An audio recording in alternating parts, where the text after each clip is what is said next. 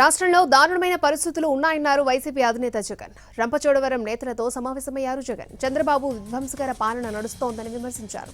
ప్రశ్నించే వారిపై దొంగ కేసులు పెడుతున్నారని ఆరోపించారు. రెడ్ బుక్ రాజ్యాంగం వెర్రితనులు వేస్తోందని మండిపడ్డారు. ప్రజల తరపున పార్టీ నాయకులు గట్టిగా నిలబడాలని పిలుపునిచ్చారు.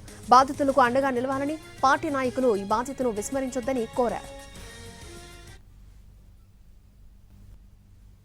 రాష్ట్రంలో ఉన్న ప్రత్యేక పరిస్థితులు ఎలా ఉన్నాయో అన్నది నాకన్నా కూడా మీలో ఎవరికి మైక్ ఇచ్చినా కూడా నాకన్నా చక్కగా చెప్పగలుగుతారు. చూస్తా కళ్ళు మూసుకొని కళ్ళు తెరిచేసరికి 2 ఏళ్ళు అయిపోయింది. ఈ 2 ఏళ్లలో జరిగిన పాలన ఒకసారి ప్రతి ఇంట్లో కూడా చర్చనీయాంశంగానే మారింది. ఇంతకుముందు జగన్ను చూసాము, 5 సంవత్సరాల వైఎస్ఆర్సీపీ పాలనను చూసాము. ఇప్పుడు మళ్ళీ చంద్రబాబు నాయుడు గారి పాలన కూడా ఈ 2 సంవత్సరాలుగా చూస్తూనే ఉన్నాము. తేడా ఏమిటి అన్నది ఈరోజు ప్రతి ఇంట్లో కూడా నిజంగానే చర్చనీయాంశంగానే జరిగింది. ఈరోజుకి కూడా నేను చెప్తా ఉన్నా, మన 5 సంవత్సరాల పాలనలో గర్వంగా కూడా నేను చెప్పగలుగుతా, ఎప్పుడూ కూడా చూడని విధంగా, ఎప్పుడూ జరగని విధంగా పాలన అనేది వైఎస్ఆర్సీపీ ప్రభుత్వ హయాంలో మనం అందించగలిగినాము అని గర్వంగా కూడా చెప్పగలుగుతాం. మేనిఫెస్టో అని చెప్తూ దీంట్లో ప్రజలకు ఇది చేస్తాము, అది చేస్తాము, ఇది చేస్తాము అని చెప్పి ఎన్నికలప్పుడు మాట చెప్పిన తర్వాత మనము రానంత వరకు ఎన్నికల మేనిఫెస్టో ఎప్పుడు ఎన్నికలు అయిపోయిన తర్వాత చెత్తబుట్టలో పడేసేవాళ్ళు.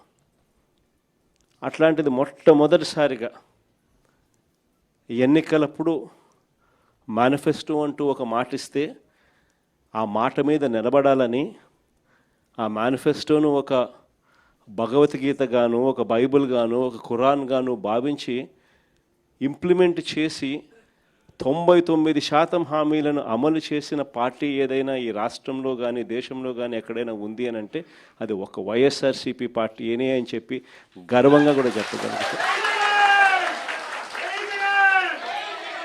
మేనిఫెస్టో అన్నది ఆ మాదిరిగా క్రమం తప్పకుండా బడ్జెట్ సమావేశాలు పెట్టేటప్పుడే ఏ పథకం ఏ నెలలో ఇస్తాము అని చెప్పి కూడా క్రమం తప్పకుండా మళ్ళీ అది అమలు చేసిన పార్టీ కూడా ఎక్కడైనా దేశంలో ఉంది అని అంటే అది కూడా ఒక వైఎస్ఆర్సీపీ ప్రభుత్వం మాత్రమే. అంతగా ఏకంగా ఎప్పుడు కని విని ఎరగని విధంగా పరిపాలనలో మార్పులు కూడా తీసుకొచ్చు. మనం రాకమునుపు స్కూళ్ళు ఎలా ఉండేటివి, మనం వచ్చిన తర్వాత స్కూళ్ళు ఎలా మారాయి అన్నదానికి మీలో ఎవరికి మైక్ ఇచ్చినా కూడా నాకన్నా చక్కగా చెప్పగలుగుతారు. మనం రాకమునుపు హాస్పిటల్లో ఆరోగ్యశ్రీ పరిస్థితి ఎలా ఉండేది, మనం వచ్చిన తర్వాత హాస్పిటల్లో ఆరోగ్యశ్రీ పరిస్థితి ఎలా మెరుగైంది అన్నది నాకన్నా బాగా మీలో ఎవరికి మైక్ ఇచ్చినా కూడా నాకన్నా బాగా చెప్పగలుగుతారు. మనం రాకమునుపు వ్యవసాయం అన్నది రైతు ఎన్నెన్ని ఇబ్బందులు పడుతూ ఉన్నారు, మనం వచ్చిన తర్వాత రైతు ఏ విధంగా బాగుపడ్డాడు అన్నది నాకన్నా బాగా మీలో ఎవరికి మైక్ ఇచ్చినా కూడా చక్కగా చెప్పగలుగుతారు. మనం రాకమునుపు గ్రామ స్థాయిలో పరిపాలన అన్నది అందక,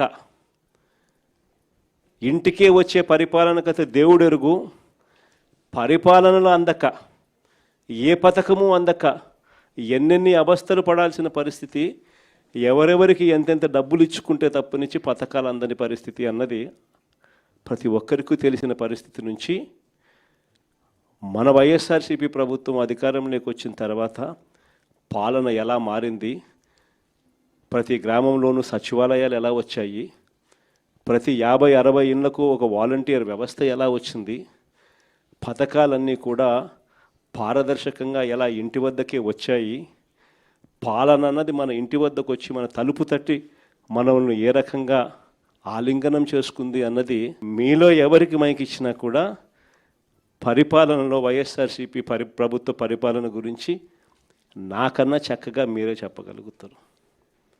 ఇన్నిన్ని గొప్ప గొప్ప మార్పులు తీసుకొని రాగలిగినాం. విద్యారంగం అయితేనేమి, వ్యవసాయ రంగం అయితేనేమి, వైద్య రంగం అయితేనేమి, పాలన ఇంటి వద్దకే తీసుకొచ్చే పరిస్థితులు అయితేనేమి, ఆడవాళ్ళకు భద్రత కల్పించే దిశ యాప్ లాంటిది తీసుకొచ్చి తోడుగా నిలబడడం అయితేనేమి, ప్రతి గ్రామంలోనే ఒక మహిళా కానిస్టేబుల్ గ్రామ సచివాలయంలో ఉండడం అయితేనేమి, ఆడవాళ్ళకు భద్రత అయితేనేమి, చివరికి మన గిరిజన ప్రాంతాల అభివృద్ధి అయితేనేమి, ఎప్పుడు చూడని విధంగా గిరిజన ప్రాంతాలకు సంబంధించి కూడా అభివృద్ధి కూడా అదే మాదిరిగా జరిగింది.